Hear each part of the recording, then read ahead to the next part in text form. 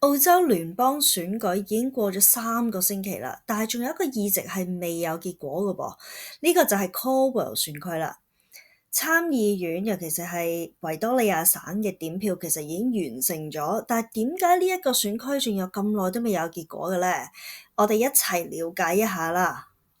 首先，郵寄或者海外嘅選票咧，尤其是如果咧香港選舉嘅話咧，要等收晒先至可以正式點票嘅。就好似 Bradfield 同 Goldstein 呢兩個選區，因為個結果太接近啦，咁所以其實比較耐少少先至有結果嘅噃。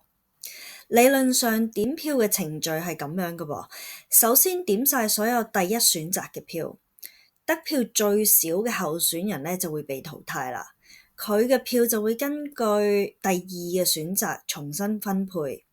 呢個過程咧就會重複嘅，一直淘汰最低票數嘅候選人，再分配，直到剩翻兩個候選人，最後邊個攞到超過50%咧就贏啦。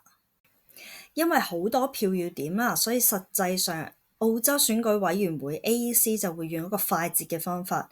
佢哋會先點晒所有第一輪嘅選票，跟住用預先設定好嘅 2PP 候選人嚟睇下邊個偏好票高啲。如果頭兩位好明顯嘅話咧，咁就會快得多啦。但係 Caldwell 呢個選區咧就冇咁簡單啊，原因係因為排第3同排第4嘅候選人嘅票數非常之接近，而佢哋同排第2嘅候選人咧亦都相差唔遠喎，亦即係話其他9位嘅候選人嘅偏好票咧可以改變嘅結果嘅。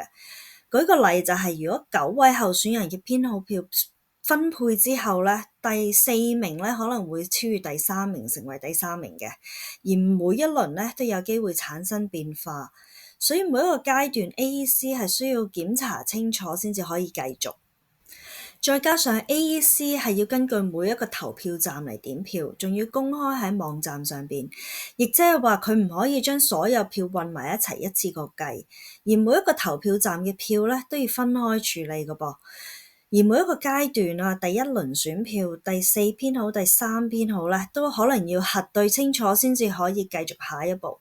而而家嚟睇咧 Caldwell 呢個議席應該係會由工黨勝出嘅，但係結果仲未完全確認，所以呢一個選區嘅點票咧係非常之複雜嘅。